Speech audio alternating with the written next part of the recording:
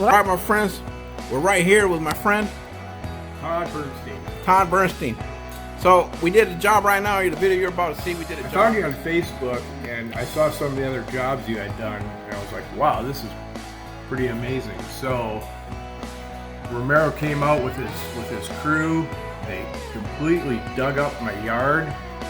They put the pre-gravel down before the concrete, and completely concreted my backyard and put up a beautiful vinyl fence so I could park my jet skis, snowmobile, and car and boat back there. And I love it. I mean, they did a great job, very timely. And even with COVID going on, they made it happen. And I'm really happy with the service and the job. I couldn't be more happy, actually. Well, there you go, my friends. Will you give me a thumbs up? 2 thumbs up. 2 thumbs up. There you go, my friends. Check out the video. Check out the process. You know what it is. Blue Coastline. Look me up. Maya, you want to give me thumbs up, Maya? Thumbs up.